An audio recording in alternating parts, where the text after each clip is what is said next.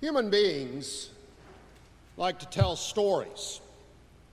Now, granted, some people are better at it than others, but we all do it. We all tell stories. In fact, it's a big part of who we are.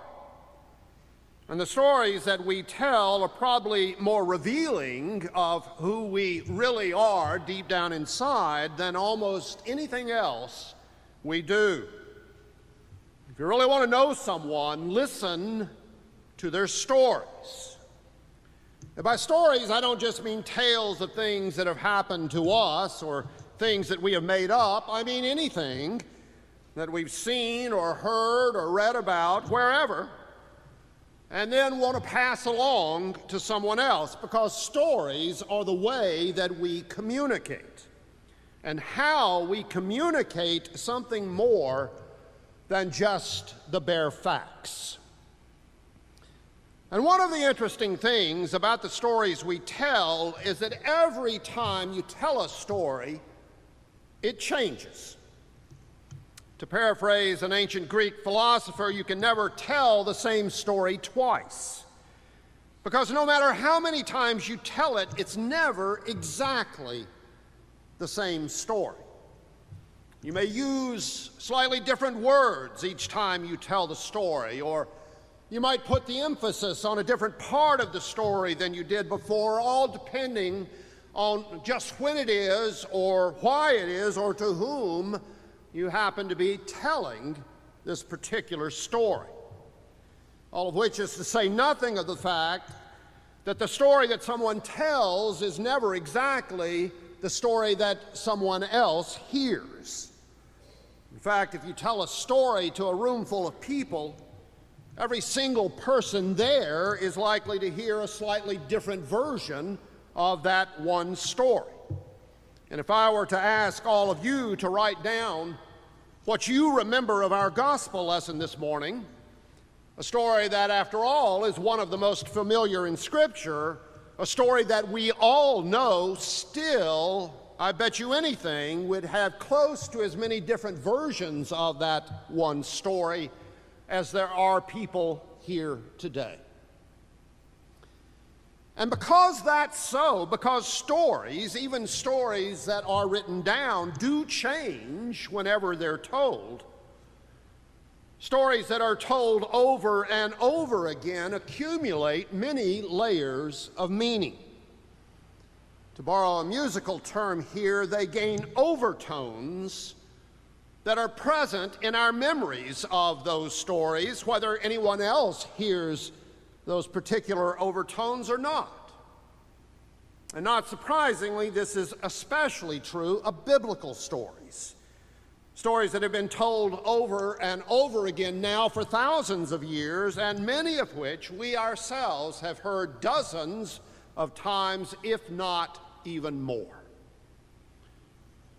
And since most of the stories in the Bible were passed down from generation to generation for years, in some cases maybe even for centuries before they were finally written down, these stories, as they've come down to us over the years, very often reflect these multiple layers of meaning. Why, even in the New Testament, the stories of Jesus' life and the accounts of his teachings, including the parables he told, were passed down in the church for many years before they were ever written down, which is why we have different versions of what is obviously the same story in the various Gospels. There's nothing surprising about that. In fact, it would be surprising and maybe even a little suspicious if that were not the case. Because that's just the way stories are. Because stories are not set in stone. I've been thinking about this all week while reading a new biography of U.S. Grant, in which I've gotten as far as the account of the Battle of Shiloh, a major battle of the Civil War that took place in April 1862 along the Tennessee River about 100 miles east of Memphis. It's a story I heard very often when growing up. because Shiloh was the closest major battlefield of the Civil War to where I lived, and so I visited it on a number of occasions with school groups and Cub Scouts and that sort of thing. And one visit in particular that I remember was going to Shiloh with my family when I was probably 10 or 11 years old, and my father and I walked all over the battlefield that day. And I remember very vividly things that my father pointed out to me, things that he talked about in his account of what was happening in the battle.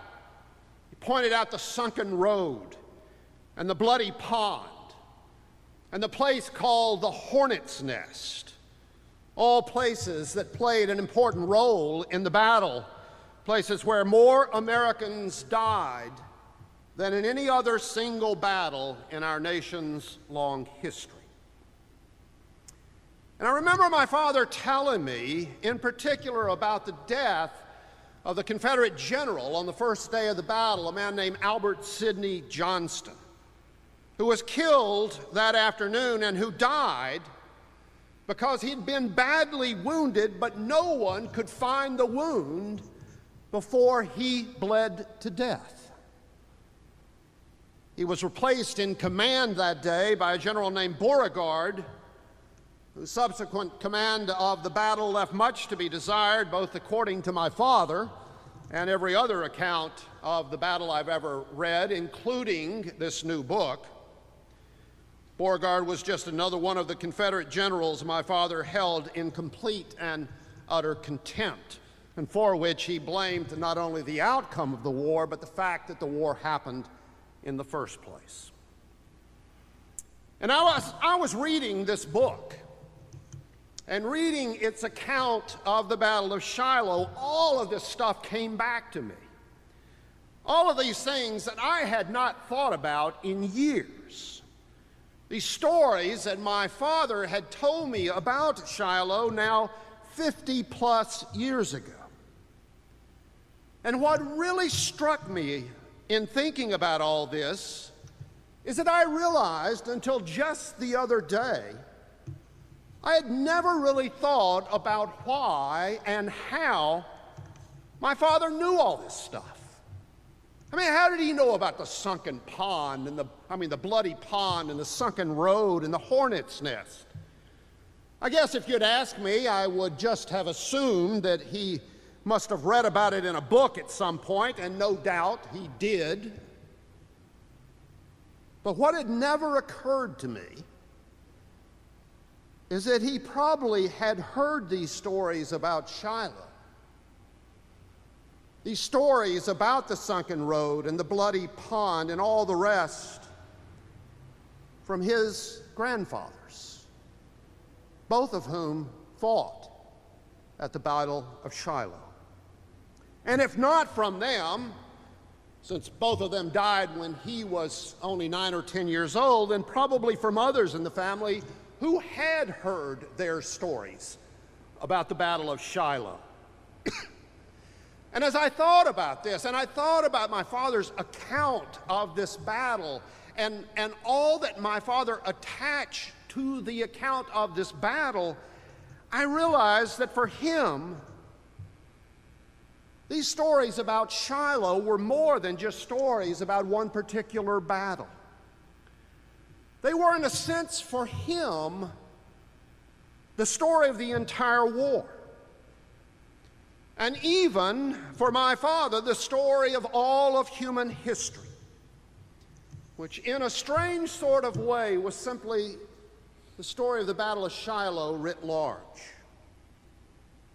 Because the stories about the sunken road and Johnston's death were not just stories about Shiloh, they were my family's version of the tragedy that is so much of human history. The high cost of human pride and arrogance and ineptitude. The same is true, though thankfully in a far more positive sense, of our gospel lesson for today. which is, as I mentioned earlier, one of the most familiar of all stories in the Bible. This account of Jesus feeding a large crowd one day with only 5 loaves and 2 fish. It's a wonderful story in and of itself, but the more you read this story, particularly the more you reflect upon this story, the more you begin to sense that there's a whole lot more going on here than just a story about Jesus feeding a bunch of people one day many years ago. I don't doubt but that this story was told whenever Christians gathered for worship in the earliest days of the church, in the time before they had begun scattering throughout the Mediterranean world, which is one of the reasons, I suspect, why it is the only one of the miracles of Jesus that is found in all 4 of the Gospels. And found in all of the Gospel because literally everyone had heard this story. And no doubt, as the story was told and retold over the years, it changed, just like all stories do. It took on extra layers of meaning, those overtones that I mentioned earlier, that are generated every time a story is told, reflecting the circumstances under which and when the story happened to be told. And most of the time, we can only guess as to when and how certain stories were told in the church and try to imagine, if we can, why they would have been used on such and such an occasion as opposed to another. But here, we really don't have to guess, because there's a clue here, a very strong clue as to how this story was used in the church. Because the language that's used in this story echoes the language that is used on a particular occasion in the worship of the church and has been used since the earliest days of the church. Language, in fact, that is still used today, and you will hear in just a few more minutes. Now, do you remember the story that we read this morning? How Jesus was preaching to the crowd on a hillside in Galilee, and it began to grow late. And his disciples, being concerned about this large crowd and the fact that there was nothing around to eat, urged Jesus to send everyone home so they could get dinner. But Jesus says, no, they don't need to go away. You give them something to eat.